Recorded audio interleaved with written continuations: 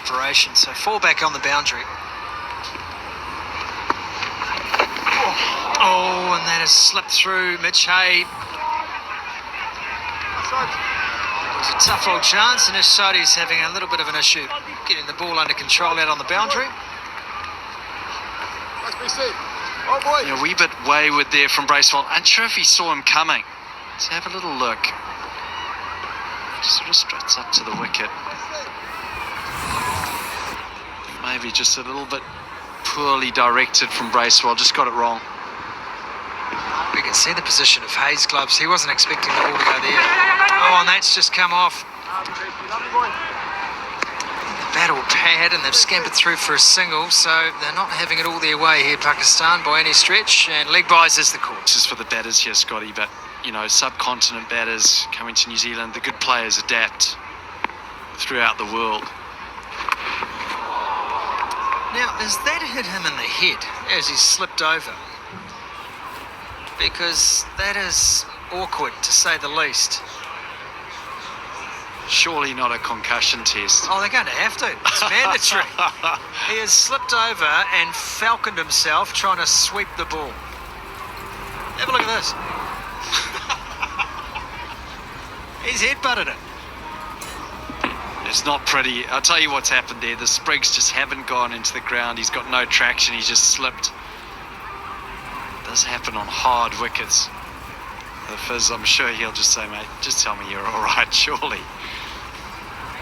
Big Cliffy is actually not even talking. He's just mouthing the words and nodding his head. He says, listen, I'm from Bloemfontein. I've had much bigger hits than that one. You'll be fine. Big Cliffy's been around this team for a long time now, hasn't he? Oh, the check's ongoing, so there is the cards. If you're a Pakistan fan, it doesn't make for great reading. Double ducks up top. 1 for both Khans, 1 and 3, Jamison. 3 for 4, 3 overs. Remarkable stuff.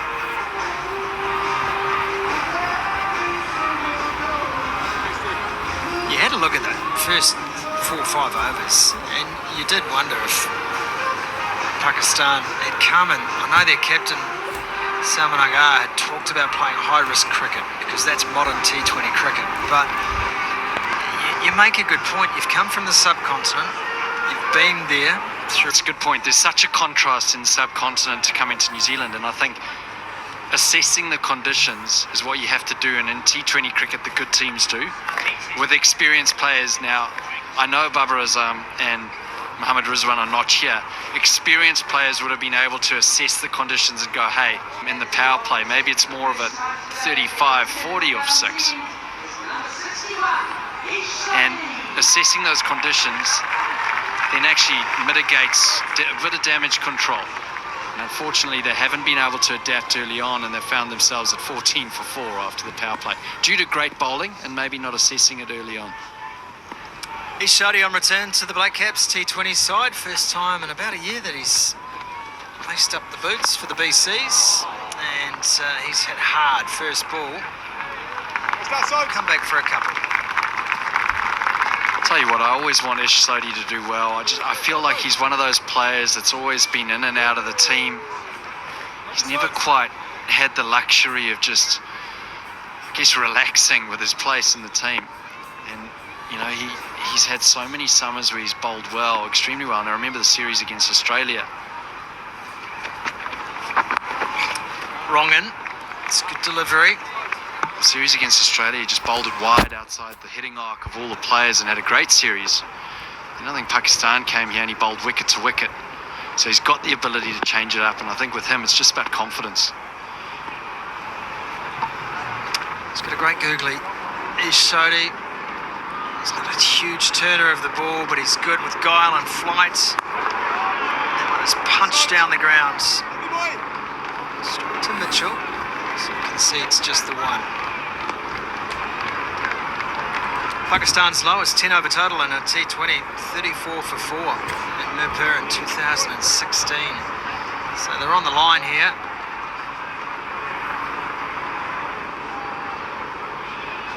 But you have to credit the New Zealand attack. They knew what they wanted to do. They were assess pitch conditions. They decided to bowl first.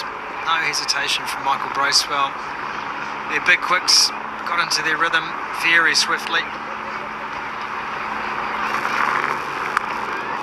On the reverse, and that is the way to open up the areas. A couple of bounces over the rope for a boundary. Lovely. Well played. First shot, really in anger from Pakistan. Reverse sweep went early. Up and over, backward point. Trying to put a little bit of pressure on Sodhi early on in his spell.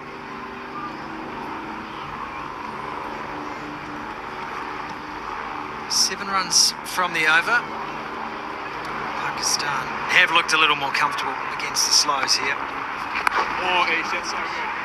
It's all wrist speed through the shot. So he tried to follow Ugo outside.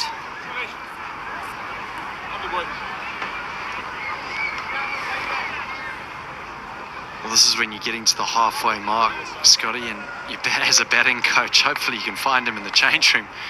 But you start thinking about a total.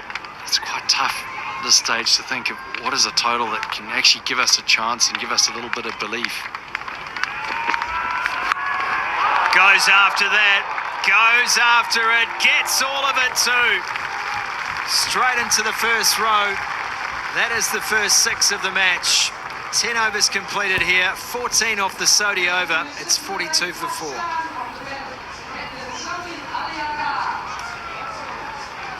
Halfway mark, time for a drink, thanks to Powerade.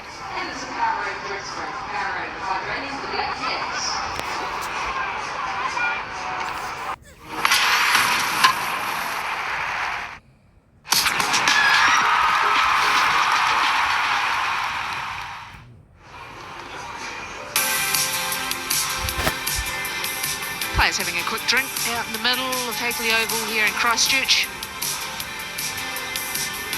Just before the drinks break, we saw this. Got absolutely all of it. And a nice reminder, there's the opportunity to play KFC 6 and shout, pick your zone. And if the ball ends up there, it's the chance to win some free KFC.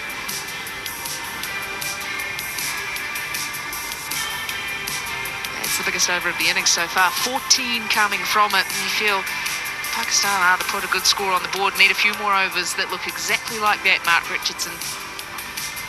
Yeah, and who they take them off, I guess they're more comfortable against spin bowling. Take on each Sodhi.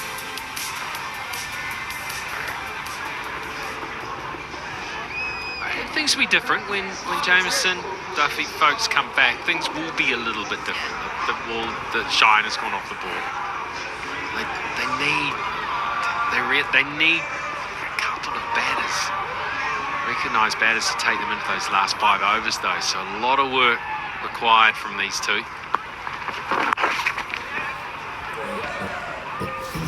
They've worked really hard. It's up to 32 now after 33 deliveries. That big last over certainly helping, but these two have really applied themselves. It's looked tough going early. Whenever you find yourselves 4 for 11, you're never in a great spot. But they have really had to work hard, and now they've earned the right to be a little bit more aggressive against the 2 spinners. Oh, that's nice, Beastie. Nice spin. Lovely boy. It is that line of thinking. Bank on the fact that when the seamers do... High bounce. And it does take a bit to get used to that.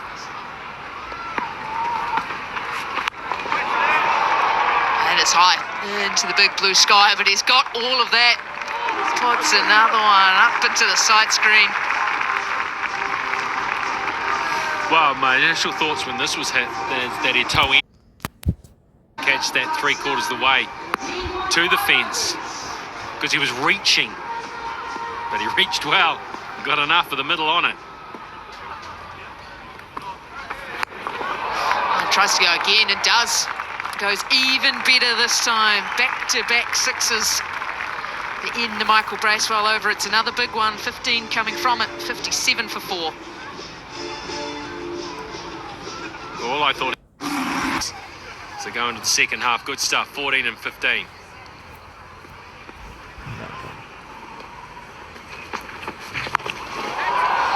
charges on.